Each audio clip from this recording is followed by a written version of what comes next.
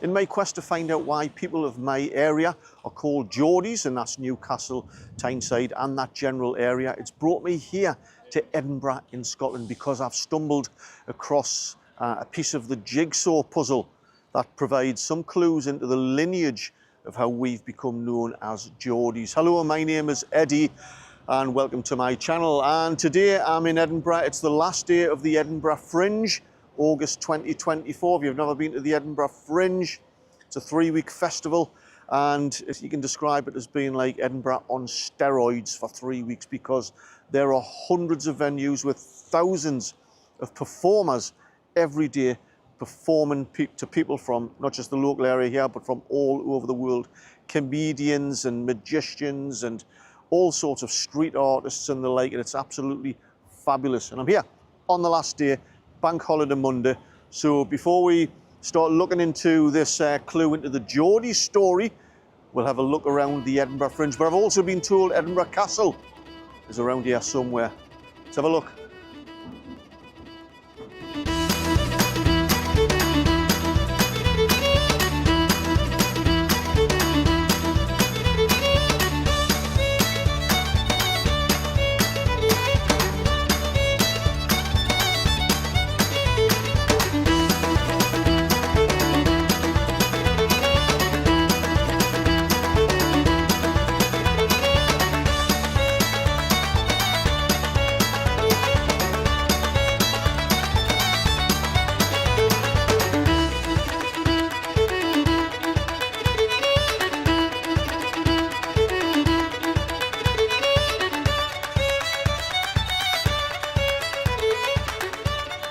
Amazing, eh? Now, there are a couple of things that we do know in relation to the name George. Firstly, George and its various derivatives like Georgius and Georgius and others is of Greek origin, and probably speculated that the name came across with the Roman occupation. We also know that males who were named George for a very long time were then nicknamed Jordi. We don't know how far that goes back. What we don't know is how that transferred, that nickname of Jordi, become known as a nickname for a whole community of people. Now, broadly speaking, there are two main theories as to why the people from Newcastle and surrounding areas were referred to as Geordies. The first one goes back to the 1700s and the Jacobite uprising, the Highlanders of Scotland who took exception to George I being crowned the new king in 1714, because they believed their exiled James Stewart should have been put on the throne. So there was a series of uprisings by the Jacobites. In one of those in 1715, the Jacobite army came south through Northumberland, recruited local men to join their army, got to Newcastle, and Newcastle closed its gates in support of King George, and they were referred to as George's men, or Geordies. That's a common theory, quite a popular one. Later on in this video, I'm going to explain why I don't think that explanation is very plausible at all. The second main theory relates to the mining community, or pitmen. To set the context, in the 1700s and the 1800s, for at least 200 years, Newcastle and the surrounding areas was the main coal provider for London. The area was massive for coal mining. Now, from 1714, we had King George I, and we had 4 King Georges in a row going into the 1800s. It became popular for the firstborn son to be called George and then nicknamed Jordi. So you can just imagine how many pitmen in the northeast region were called George and nicknamed Jordi. On top of that, round about 1815 onwards, there was a new safety lamp invented by a local inventor called George Stephenson, and it was nicknamed the George Stephenson Geordie lamp. So you would have had thousands of local men, many of them nicknamed Jordi, using the Geordie safety lamp, as opposed to miners from other areas of the UK which predominantly used the Davy lamp, a rival lamp. So you can begin to get a picture of how popular the term Geordie had become, and it's thought that in this particular theory that we in the local area, just through pitmen, become known as the Geordies. It's quite a strong theory. So here I am outside of the very busy Edinburgh Waverley train station. Now directly opposite me there's a very steep alleyway that connects Market Street here up to Coburn Street and the Royal Mile. It's called Flesh Market Close. Very steep, like I say. Now halfway up there's a pub called the Jingling Jordie. Now what's that all about? Jordi? Bit of a coincidence. And why is somebody from Edinburgh, Scotland called Jordi? And here it is, directly behind us here on Flesh Market Close, a very old and famous pub called the Jingling Jordie. But who is Jingling Jordie? Jingling Jordie's real name is George Heriot, born in 1563, the son of another George Heriot. Now, George Heriot become very well known around these parts in the city centre of Edinburgh, particularly on the Royal Mile, because he opened up a jeweller's shop here in the vicinity of St Giles's Cathedral and Parliamentary Square directly behind us. So he became very well known, very influential and rich. And he also was a local moneylender. Now he got in with the local royalty here, King James VI, and he was the personal jeweller of his wife, Queen Anne of Denmark. So how did he get his nickname, the Jingling Jordie? First of all, his name was George, but also he became well known because when he was wandering around the streets around here, around the Royal Mile, he had coins and rings in his pocket, which used to jingle and make a noise, and that's how he got his nickname, the Jingling Jordie. So now we know the nickname Jordi isn't synonymous with Tyneside or the northeast of England. The nickname Jordi that we know now goes back to at least the 1500s, probably beyond. I don't know how far back.